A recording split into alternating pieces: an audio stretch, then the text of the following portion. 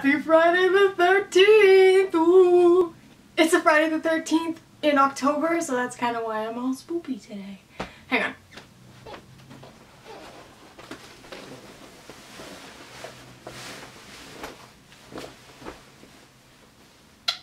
I picked up this jacket as part of my Molly Hernandez cosplay, and believe it or not, this is a size small, so it's really, really big. I posted another outfit over on my Instagram, which got liked by Allegra Acosta and Marvel's Runaways, which is pretty cool. So if you want to check that out, I would always link my Instagram in the description. Anyway, on to the news. So to start, this past Wednesday, issue number 2 of Runaways comics came out. It's pretty great. I say that about everything. But it is really good. The gang is getting back together. We're seeing more of them. We're finding out what's happening to them after these years, so that's fun. I got the cover with Gert and Old Lace because I did not like the other cover, so I'm gonna just throw it. We're gonna throw it out. In other news, just today I heard that the first episode leaked online, and I found out through a GIF that I saw on the internet. Yes, I say GIF. Please don't unsubscribe me for that. Unfortunately, I did get spoiled a little bit from the show, which kind of sucks, but I will say that the scene I was spoiled about, I'm gonna go ahead and give like a content warning now for people who will watch the show in November. It's a little bit of sensitive material, so just be aware if that's how they end up going with the show. Again, this was a leak, so they may change it from now to then, but we'll see how that goes. But I figure I was spoiled and it sucks, but I want to make it better for you guys. I'm also not going to be watching the leak. I will be watching the show in November when it airs, same as everybody else, and I hope you do too. We as fans should support the show and all the hard work that they put into it, and you know, we love Runaways, so let's respect the Runaways. Speaking of airing, I also found out that Runaways will be airing on Showcase here in Canada on Wednesday, November 22nd at 9 p.m. So only a day after it airs on Hulu in the States, so we can only avoid spoilers for 24 hours, which is pretty good. So, as the title of this video suggests, the big thing I'm going to do today is analyze the trailer that came out earlier this month. I didn't find a way to download the video off of YouTube, so I can't put it in here. I will link it below for you to watch if you haven't already. And for now I'll just put some stills up and we can talk a little bit about it. So the trailer opens up and the first thing we see is the Hulu logo and this mansion in the background. Now I'm thinking this is probably the Wilder's mansion, and it looks pretty cool.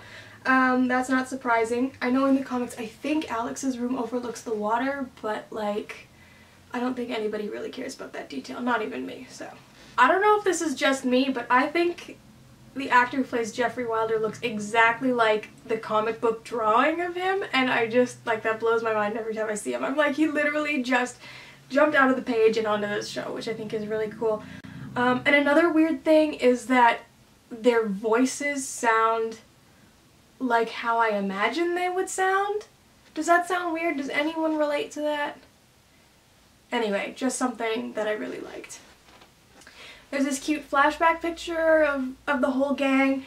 What I really like about it is that you see Gert and Nico sort of before their big transformation. Like, Gert cuts off all of her hair and dyes it purple, and then Nico goes into this goth phase, which I think is fairly in canon with their story. I know in the first issue, Nico comes up and Carolina's like, "Where did you get your clothes?" And she's like, I made them. And so, you know, it's kind of like this goth phase of hers is a newer development, and it is in the show too, so that's pretty cool. And also, Molly stole my look! What the heck? Anyone who knows me, my go-to, if I don't know what to do, put my hair in the braids and like, she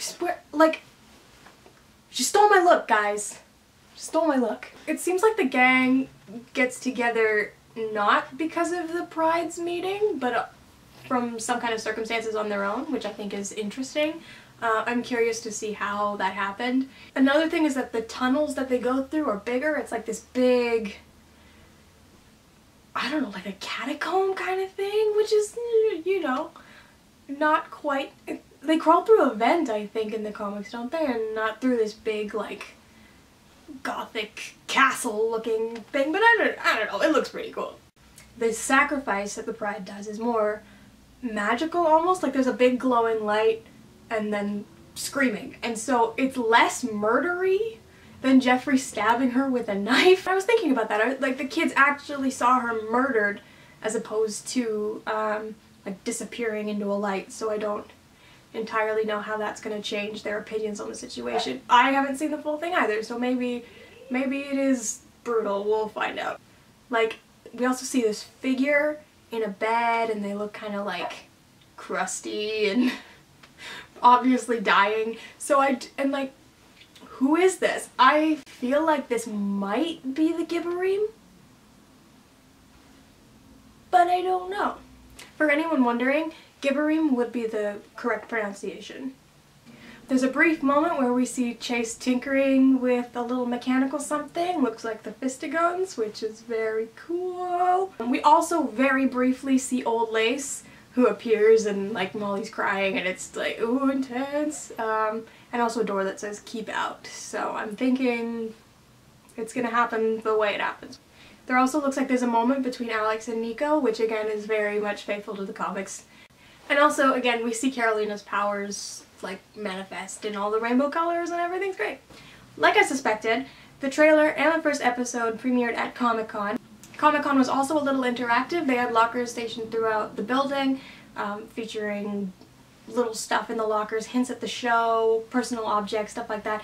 And if you take photos with, I think, each of them, you got free swag, which included a Comic-Con exclusive poster and a fidget spinner. I have never wanted a fidget spinner in my life more than I've wanted a Runaways fidget spinner. Just saying. There was also an autograph signing and a panel where fans got to see the cast personally and hear them talk about the show. Finally, Screen Rant gave an exclusive article talking about Old Lace and how she will manifest entirely out of practical effects. It's a puppet manned by like 6 people that breathes and emotes, and like that is so cool. Old Lace better look good. I don't care how you do it. If you do like an OG Jurassic Park and just build a dinosaur, build a dinosaur. Are they listening to me? Anyway, I'm really excited to see what other expectations I had that will come true as the show comes out. Anyway, I think that's all I have for you guys today. I typically post these videos on a Friday, so be sure to check back. Last time I posted on a Monday, but that's because I forgot what day it was. So yeah, be sure to check back on Fridays for news about Runaways. Not every Friday, but every once in a while.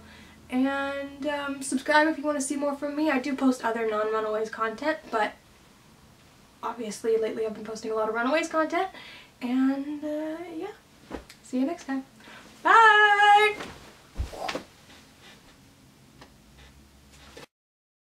And I think that's all for I have today. And yeah, that was one of the things I predicted back in like 2016. So are they listening to me? Marvel, are you out there? Hello? For anyone wondering, Gibberim would be the correct pronunciation. I can't speak English. Boy! Okay. Here's some yarn. It's gonna become my hat. I just need to pick up some more of it, so.